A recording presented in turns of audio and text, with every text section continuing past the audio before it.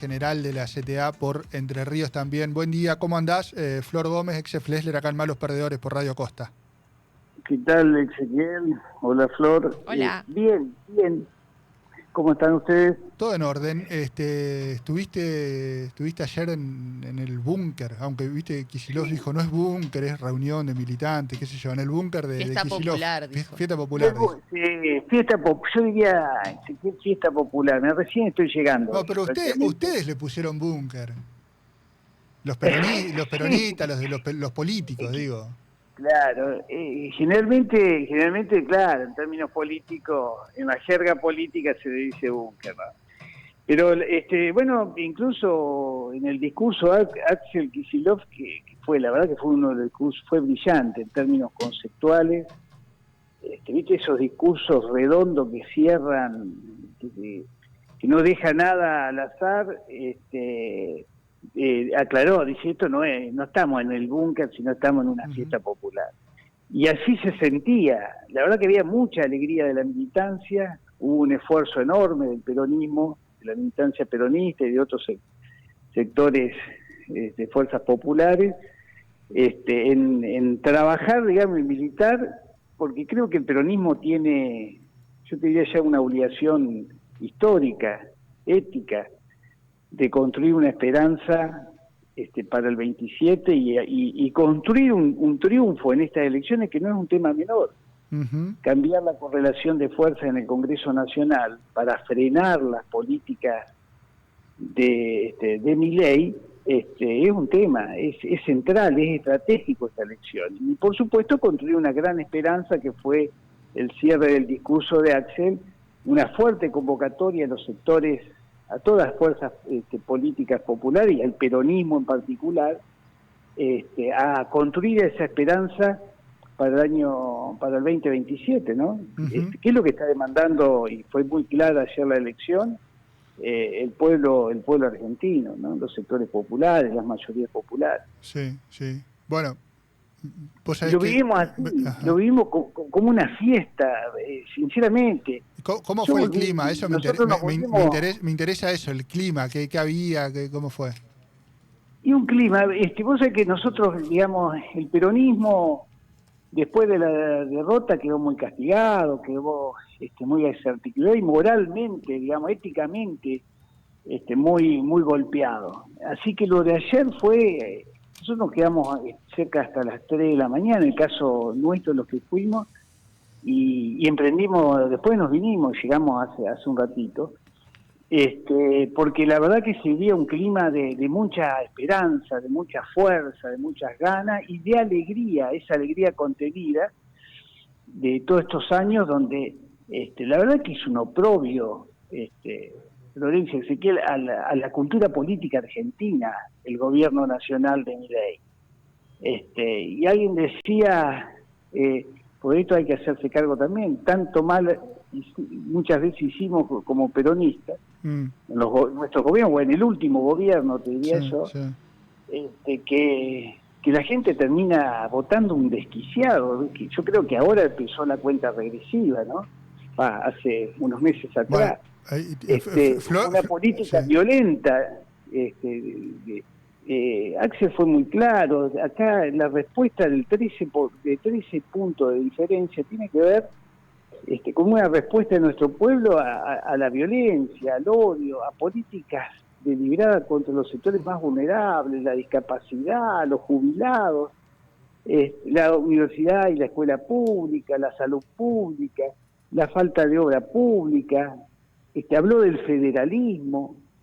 Digamos, hoy hay un país ignorado en términos federales. Bueno, esa fue la respuesta que la verdad que sorprendió, ¿no?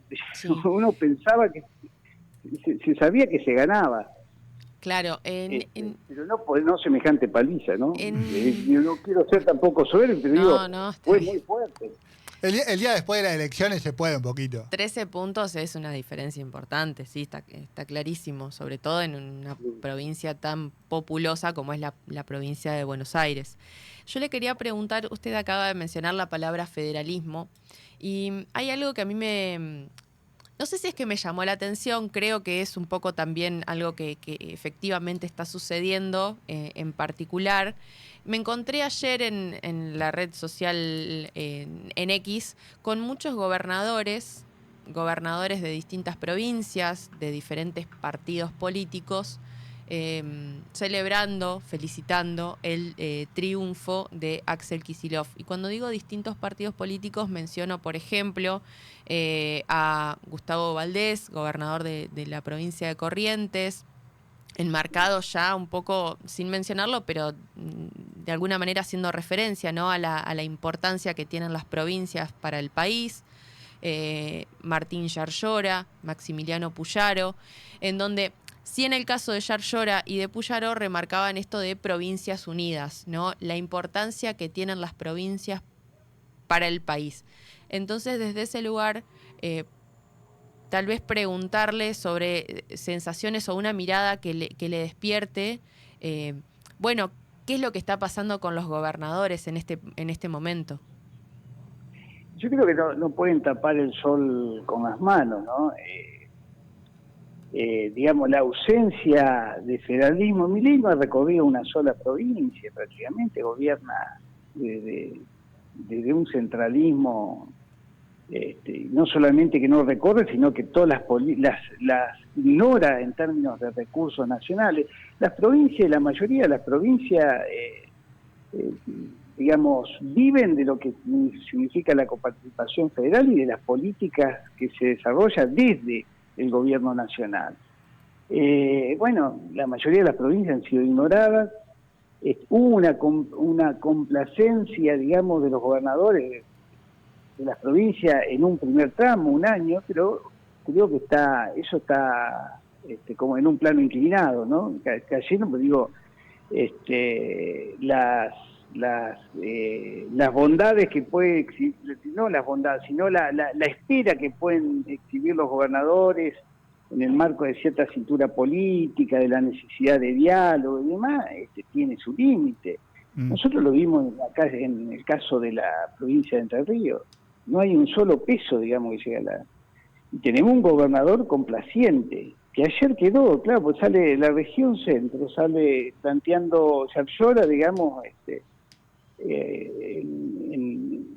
en Twitter o en X, digamos, como decís vos, Florencia, Sí. las felicitaciones. También sale el gobernador Puyaro, y de Frigerio No prácticamente publicó queda nada. solo en esto, ¿no? Bueno, claro. El acuerdo, realmente Alianza a la Libertad Avanza, que acaba de firmar, es una claudicación, no solamente a su fuerza política, sino, digo, a todo intento de federalismo.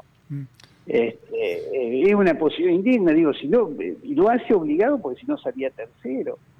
Yo creo que este proceso empieza a declinar.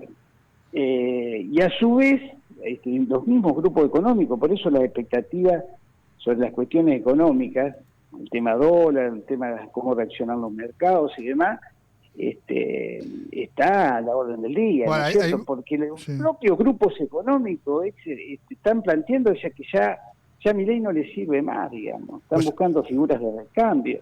Y esto es lo jodido, porque este modelo, esta política implosiona a corto plazo. Ahí tiene también un laburo, pensaba Sergio, un laburo, un trabajo por supuesto, ayer fue quizás las elecciones nunca, o los resultados de las elecciones nunca tienen un solo motivo o un solo condicionante, pero mucho de la gestión de Kicillof, que yo la verdad que no conozco desde acá, más que por lo que uno lee, por lo que le cuenta tal o cual, y mucho de reactivo a la política, sobre todo a las distintas políticas de Milei, a la económica, a la de, insultar discapacitados. Nos decíamos algo tan simple que nos enseñan en nuestras casas.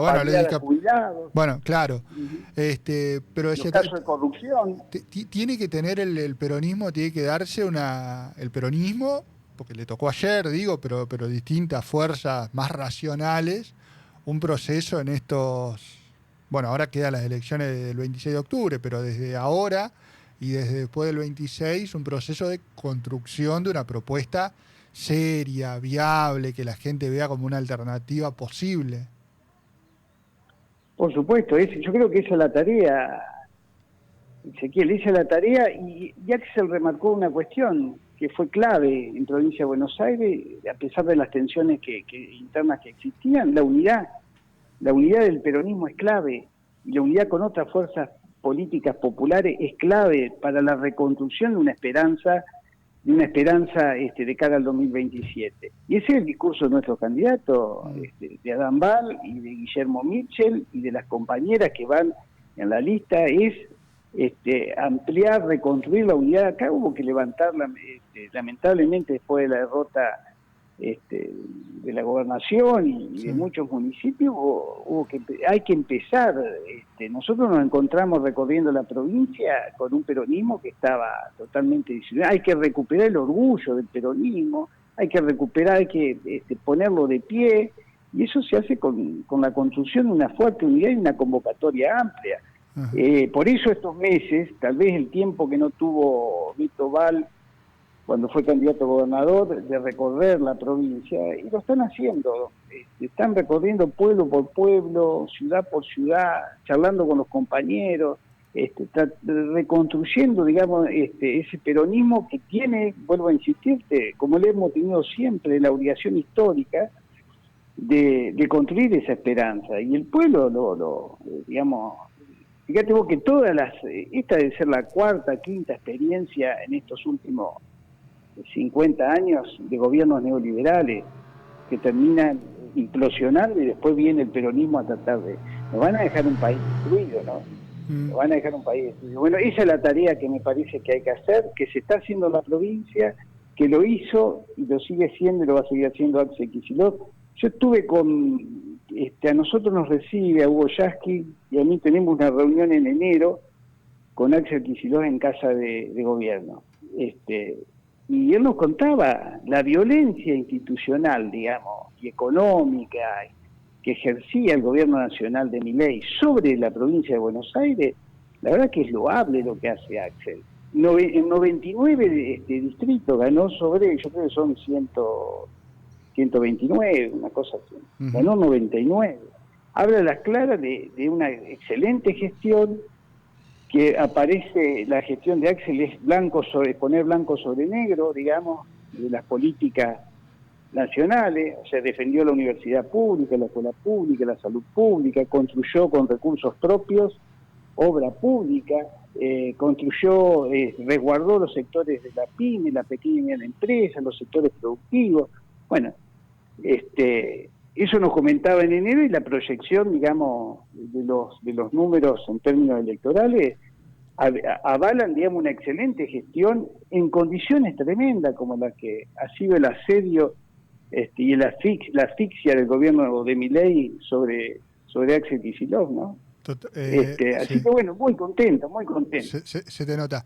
Tengo un pedido como última, no pregunta, un pedido. Sí.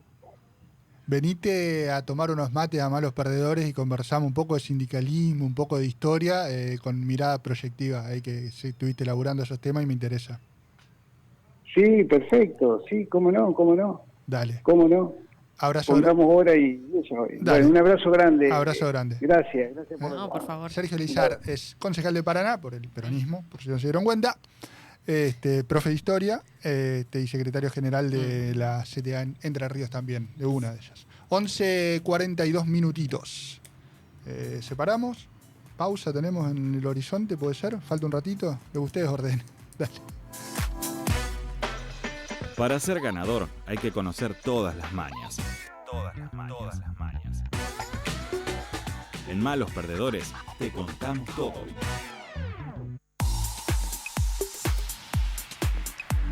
11:42 decíamos. Bueno, nada, un poco, por supuesto que muchas de las voces tienen que ver con las elecciones de ayer en la provincia de Buenos Aires y con consecuencias. Tengo un amigo acá, me dice, ¿compraste dólares, Flesler? Bueno. Ya no sabía cómo decirles. No voy a decir quién es uno de los economistas que es plantel de Malos Perdedores. ¡Ay! ¿Lo queremos? Sí, queremos a toda la gente que llamamos. Queremos, a veces los peleamos, pero queremos a todos. Hoy le decía eso al profe Gantus. Sí, Diego Gantus. Claro, le decía justamente eso, que ya forma parte del plantel y que ya lo queremos. Hoy nos lo encariña. reemplazamos por Lucio Guberman hoy a Gantus. Sí. Bueno. ¿Compraste o no compraste? Eso es información de mi vida privada. Yo tengo un contador que me lleva las cuentas. Yo ¿Entraste no a ver cuánto estaba? No sé, no. Eso ayer, entré a ver ayer. ¿En serio? Comprar había que comprar el viernes o antes. No, quédense tranquilos, chicos. ¿El banco de hierro era? No, Banco Central. No, el de Game of Thrones. No, el sillón de hierro. El sillón de hierro. ¿Y el banco cómo era? No, el banco... No había un banco. Sí, había un banco. No había un banco. Sí, había un banco. ¿En Game of Thrones? Sí, ¿cómo no? Banco de Game of Thrones. No, bueno, Google, los que tenían mucho dinero y como que siempre resaltaban que tenían mucho dinero y que siempre pagaban sus deudas eran los Lannister. No, pero eso es una un banco, cosa. la Sí. verdad que El banco de hierro de Bravos. Ah, bueno, pero eso... No, claro, era como el Banco Central. Ok. Era el Banco Central. Sí, había banco. Air Throne o algo así, no me acuerdo. No, porque sería trono de aire lo que acabo de decir. No. No, el Banco de Hierro. El Banco de Hierro de Bravos. El banco. Sí, señores. Lo tenía totalmente fuera de mi registro. El principal banco. Extremadamente rico y generalmente presta dinero a los extranjeros. Se halla en el sureste del Palacio del Señor del Mar y al este del Estanque de la Luna. Dice la Wiki of Thrones. Hay una Wikipedia especial para Game of Thrones. Me estás jodiendo. Que a propósito, ayer hubo mucho meme con Game of Thrones, por eso me acordé de eso. Stop, no vamos a hablar de eso. No, ¿por qué no? No podemos hablar de memes. No vamos a hablar de memes, no vamos a hablar de Game of Thrones. Es un programa serio. Hablamos con Lucio recién. Sí. Hablamos recién con el profe de historia. Se me pasó algo. Vamos a hablar dentro de un ratito. Bueno, hablamos con la gente de la cultura. Vamos a hablar con más dirigentes políticos. Bueno. Un mensaje acá. Están todos a full hoy. Ahora son todos guapos. Ahora son todos guapos. Bueno, basta. Está bien. Cuando uno triunfa está dulce y es así.